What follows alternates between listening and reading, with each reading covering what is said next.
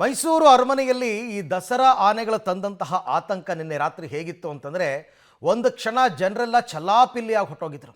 ಯಾಕೆ ಅಂತಂದರೆ ಎರಡು ಆನೆಗಳ ನಡುವಿನ ಜಗಳ ಗಲಾಟೆ.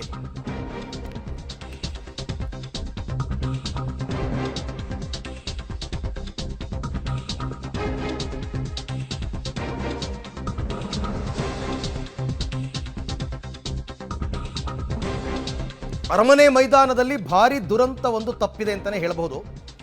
ನಿನ್ನೆ ರಾತ್ರಿ ಆಹಾರ ಸೇವನೆ ವೇಳೆ ಧನಂಜಯ್ ಮತ್ತು ಕಂಜನ್ ಅಂತಕ್ಕಂಥ ಆನೆಗಳ ನಡುವೆ ಗುದ್ದಾಟ ಆಗಿದೆ. ಕೋಪಗೊಂಡು ಕಂಜನ್ ಮೇಲೆ ದಾಳಿ ಮಾಡಿದೆ ಧನಂಜಯ ಅಂತಕ್ಕಂಥ ಆನೆ. ಧನಂಜಯ್ ಆನೆ ದಾಳಿಗೆ ಬೆದರಿದೆ ಕಂಜನ್. ಹೆದರಿ ಚಲ್ಲಾಪಿಲ್ಲಿಯಾಗಿ ಕಂಜನ್ ಆನೆ ಓಡಿದೆ.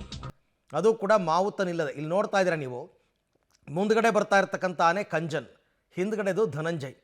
ಈ ಕಂಜನ್ ಆನೆ ಮೇಲೆ ಮಾವುತ ಕೂಡ ಇಲ್ಲ ನೋಡಿ. ಬ್ಯಾರಿಕೇಡ್ ತಳ್ಕೊಂಡು ಒಳಗಡೆಯಿಂದ ಹೊರಗಡೆಗೆ ನುಗ್ಗಿ ಅಲ್ಲಿ ಜನರೆಲ್ಲ ಓಡಾಡ್ತಾ ಇದ್ದಾರೆ. ಮೇಯ್ನ್ ರೋಡ್ ಅದು. ಆ ಮೇಯ್ನ್ ರೋಡ್ ಕಡೆಗೆ ನುಗ್ಗಿ ನೋಡಿ, ಅಲ್ಲಿ ಜನ ಓಡ್ತಿರೋ ಚಲ್ಲಾಪಿಲ್ಲಿಯಾಗಿ ಓಡ್ಬಿಟ್ಟಿದ್ದಾರೆ. ಅಲ್ಲಿ ಮಾವುತ ಇಲ್ಲ ನೋಡಿ.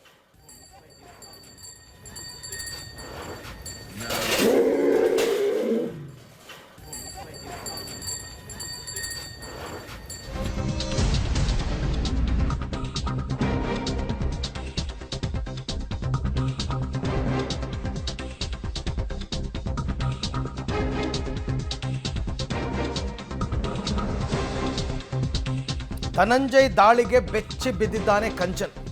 ಮಾವುತನಿಲ್ಲದೆ ಅರಮನೆಯಿಂದ ಹೊರಗಡೆ ಓಡ್ ಬಂದಿರತಕ್ಕಂಥದ್ದು ಕಂಜನ್. ಅರಮನೆಯಿಂದ ಗೇಟ್ ತಳ್ಕೊಂಡು ಓಡ್ ಹೋಗಿರೋದು ನೀವು ನೋಡ್ತಾ ಇದೆಯಾ. ಅಲ್ಲಿಂದ ಓಡ್ ಬಂದು ಆ ಗೇಟ್ನು ತಳ್ಕೊಂಡು ಓಡೋಗಿದೆ. ರಾತ್ರಿ 8 ಗಂಟೆ ಸುಮಾರಿಗೆ ನಡೆದಿರ್ತಕ್ಕಂಥ ಘಟನೆ. ಕಂಜನ್ನನ್ನು ಅರಮನೆಯಿಂದ ಹೊರಗಟ್ಟಾಡಿಸ್ಕೊಂಡು ಬಂದಿರೋದು ಧನಂಜಯ್ ಆನೆ.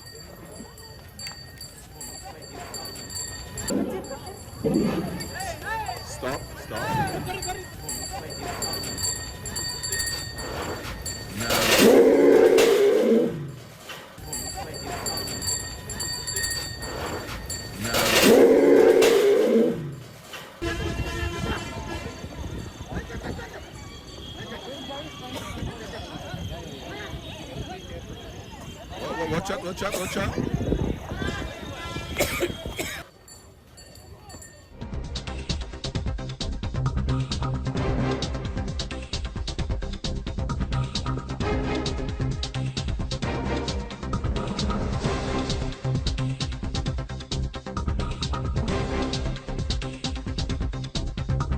ಈ ಆನೆಗಳ ಕಿತ್ತಾಟದಿಂದ ಬೆದರಿದನೆ ಕಂಜನ್ ಆನೆಯ ಮಾವುತ. ಆತ ಮೇಲ್ ಕೂತಿದ್ದ. ಕಿತ್ತಾಟ ಕಂಡು ಕೂಡಲೇ ಕಂಜನ್ನಿಂದ ಕೆಳಕ್ಕಿಳಿದಿದ್ದಾನೆ ಮಾವುತ. ಕೋಡಿ ಸೋಮೇಶ್ವರ ದೇವಸ್ಥಾನದಿಂದ ಜಯಮಾರ್ತಾಂಡ ದ್ವಾರದ ಮುಖಾಂತರ ಅರಮನೆಯಿಂದ ಹೊರಗಡೆ ಓಡಿ ಬಂದಿರೋದು. ಅರಮನೆ ಫ್ರಂಟ್ ಗೇಟ್ ಅದು. ಆ ಫ್ರಂಟ್ ಗೇಟ್ನ ರೈಟ್ ಭಾಗದಲ್ಲಿ ಆನೆಗಳು ಹೋಗೋದಕ್ಕೆ ಜಾಗ ಇದೆ, ಓಡಾಡೋದಕ್ಕೆ. ಅಲ್ಲಿಂದ ಹೊರಗಡೆ ಬಂದ್ಬಿಟ್ಟಿದೆ. ಎಕ್ಸಿಬಿಷನ್ ಗ್ರೌಂಡ್ ಇದೆಯಲ್ಲ, ಅದು ಮುಂಭಾಗಕ್ಕೆ ಬಂದಿರೋದು. ಆ ಎಕ್ಸಿಬಿಷನ್ ಗ್ರೌಂಡ್ ಮುಂಭಾಗಕ್ಕೆ ಜಯಮಾರ್ತಾಂಡ ಗೇಟ್ ಬಳಿ ಇದ್ದ ಬ್ಯಾರಿಕೇಡನ್ನು ಕಿತ್ತೆಸ್ದು ತಳ್ಕೊಂಡು ಬೆದರ್ಕೊಂಡು ಬಂದಿದೆ. ಬಟ್ ಇದು ಸ್ವಲ್ಪ ಮಾವುತರ ನಿರ್ಲಕ್ಷ್ಯ ಅಂತ ಅನ್ಸುತ್ತೆ. ಹಾಗೆ ಯಾವತ್ತೂ ಆನೆಗಳನ್ನು ಬಿಟ್ಟು ಮಾವುತರು ಇರಲ್ಲ. ಹೆಂಗಾಯಿತು ಅಂತ ಗೊತ್ತಿಲ್ಲ. ಫುಟ್ಪಾತ್ ಮೇಲಿದ್ದ ಅಂಗಡಿಗಳ ಮೇಲೂ ಕೂಡ ಆನೆಗಳು ದಾಳಿ ಮಾಡಿವೆ. ಅಲ್ಲಿ ಈ ಬಲೂನು ಅದು ಇದು ಎಲ್ಲ ಮಾರಾಟ ಮಾಡ್ತಾ ಇರ್ತಾರಲ್ಲ, ಅಲ್ಲಿಗೆ ನುಗ್ಗಿದೆ. ಅರಮನೆ ಮುಂಭಾಗದ ಮುಖ್ಯ ರಸ್ತೆ ತನಕ ಅಟ್ಟಾಡಿಸ್ಕೊಂಡು ಬಂದಿದೆ ಧನಂಜಯ್. ಆನೆಗಳ ಕಿತ್ತಾಟದಿಂದ ಚಲ್ಲಾಪಿಲ್ಲಿಯಾಗಿ ಪ್ರವಾಸಿಗರು ಮತ್ತು ವ್ಯಾಪಾರಸ್ಥರು ಓಡ್ಬಿಟ್ಟಿದ್ದಾರೆ. ಅರಮನೆ ಮುಂಭಾಗ ಆತಂಕದ ವಾತಾವರಣ ನಿಜಕ್ಕೂ ಕೂಡ. ಆ ಆನೆಗಳಿಗೆ ಅದು ಎಷ್ಟು ಕೋಪ ಇತ್ತೋ ಅಥವಾ ಏನು ತಮಾಷೆಗೆ ಮಾಡಿದ್ವೋ ಗೊತ್ತಿಲ್ಲ, ಬಟ್ ಜನ ಮಾತ್ರ ಫುಲ್ ಗಾಬರಿ ಆಗ್ಬಿಟ್ಟಿದ್ದಾರೆ. ಹೌದಲ್ವಾ? ಮಾವುತನಿಲ್ಲದ ಆನೆ ಏನೇ ಆದರೂ ಅದು ಕಾಡು ಪ್ರಾಣಿನೇ. ಎಷ್ಟೇ ಸಾಕಿರೋ ಆನೆ ಆದರೂ ಕೂಡ ಯಾವ ರೀತಿ ಅಟ್ಯಾಕ್ ಮಾಡುತ್ತೆ, ಏನು ಮಾಡುತ್ತೆ ಹೇಳೋಕ್ಕಾಗಲ್ಲ. ಆ ರೀತಿ ಬಂದ್ಬಿಟ್ಟಿವೆ, ರೋಡಿಗೆ ಬಂದ್ಬಿಟ್ಟಿವೆ. ಯಾವ ಕಾರಣಕ್ಕೂ ಈ ಥರ ರಸ್ತೆಗೆ ಬರಬಾರ್ದು. ಅಕಸ್ಮಾತ್ ಯಾರ ಮೇಲಾದ್ರು ಅಟ್ಯಾಕ್ ಮಾಡಿಬಿಟ್ರೆ, ಏನಾದ್ರು ಹೆಚ್ಚು ಕಡಿಮೆ ಆದರೆ ತುಂಬ ತಪ್ಪು. ಒಂದು ಆನೆ ಮೇಲೆ ಮಾತ್ರ ಮಾವುತ ಇದ್ದಾನೆ, ಇನ್ನೊಂದು ಆನೆ ಮೇಲೆ ಮಾವುತ ಇಲ್ಲ. ಅಲ್ಲಿ ನೋಡಿ. ಸೊ ಇದು ಧನಂಜಯ ಮತ್ತು ಕಂಜನ್ ಆನೆಗಳ ನಡುವೆ ನಡೆದಿರತಕ್ಕಂಥ ಗಲಾಟೆ. ಏನೋ ಊಟ ಮಾಡೋ ಟೈಮ್ನಲ್ಲಿ ಆಹಾರ ಸೇವನೆ ಸಂದರ್ಭದಲ್ಲಿ ಏನೋ ಆಗಿದೆ, ಕೋಪಗೊಂಡು ಈ ರೀತಿ ಮಾಡಿದೆ ಧನಂಜಯ. ಈ ಬಗ್ಗೆ ಮತ್ತಷ್ಟು ಮಾಹಿತಿ ನನ್ನ ಕೊಲೀಗ್ KP ನಾಗರಾಜ್ ಅವರಿಂದ ಪಡ್ಕೊಳ್ಳೋಣ. KP, ಈ ದೃಶ್ಯವನ್ನು ನೋಡ್ತಾ ಇದ್ದರೆ ಆನೆಗಳ ದೃಷ್ಟಿನಲ್ಲಿ ಏನು ಆಟನೋ ಏನೋ ಗೊತ್ತಿಲ್ಲ, ಬಟ್ ತುಂಬ ಗಂಭೀರವಾದ ಇಶ್ಯೂ. ಅಕಸ್ಮಾತ್ ಯಾರ ಮೇಲಾರು ಅಟ್ಯಾಕ್ ಮಾಡಿದರೆ ಏನು ಗತಿ ಅಂತ. ಯಾಕೆ ಹಿಂಗಾಯ್ತು KP? ಪ್ರವೀಣ್, ನಿಜಕ್ಕೂ ಕೂಡ ನಿನ್ನೆ ಬಹಳ ದೊಡ್ಡ ಮಟ್ಟದ ದುರಂತನೇ ನಡಿಬೇಕಾಗಿತ್ತು. ಯಾಕೆಂದ್ರೆ ಆನೆಗಳ ವಿಚಾರದಲ್ಲಿ ಆನೆಗಳಿಗೆ ತುಂಟಾಟ ಇರ್ಬೋದು, ಮತ್ತೊಂದು ಇರ್ಬೋದು. ಆದ್ರೆ ನಿಜಕ್ಕೂ ಕೂಡ ಏನು ಮಾವುತನಿಲ್ಲದೆ ಈ ರೀತಿಯಾಗಿ ಒಂದು ಆನೆ ಹೊರಗಡೆ ಬಂದು ಅದು ಮತ್ತೊಂದು ಆನೆ ಅದನ್ನ ಅಟ್ಟಾಡಿಸ್ಕೊಂಡು ಓಡಾಡ್ತಾ ಇರುವಂತ ದೃಶ್ಯ ಇದೆಯಲ್ಲ ಅರವಿಂದ್. ಸದ್ಯ ಅದೃಷ್ಟವಶಾತ್ ಯಾವ ಒಂದು ಚಿಕ್ಕರಿಗೂ ಒಂದು ಹಾನಿಗಳು ಕೂಡ ಉಂಟಾಗದೇ ಇರುವಂತದ್ದೇ ಬಹಳ ದೊಡ್ಡ ವಿಚಾರ. ಈ ವಿಚಾರದಲ್ಲಿ ಕಂಜನ್ ಮತ್ತು ಧನಂಜಯ ಆನೆ ಕಳೆದ 4 ವರ್ಷಗಳಿಂದ ಕೂಡ ಮೈಸೂರು ದಸರಾಗೆ ಬರ್ತಾ ಇರುವಂತದ್ದು. ಕಂಜನ್ ಕಳೆದ 2 ವರ್ಷಗಳಿಂದ ಕೂಡ ಮೈಸೂರು ದಸರಾಗೆ ಬರ್ತಾ ಇರುವಂತದ್ದು. ಈಗ ನಮಗೆ ಸಿಗ್ತಾ ಇರುವಂತಹ ಮಾಹಿತಿಗಳ ಪ್ರಕಾರವಾಗಿ ಧನಂಜಯ ಆನೆಗೆ ಕಳೆದ 3-4 ದಿನಗಳಿಂದಲೂ ಕೂಡ ಸ್ವಲ್ಪ ಮದ ಏರಿರುವಂತ ತರದ ಲಕ್ಷಣಗಳು ಕಾಣ್ತಾ ಇದ್ದಾವೆ.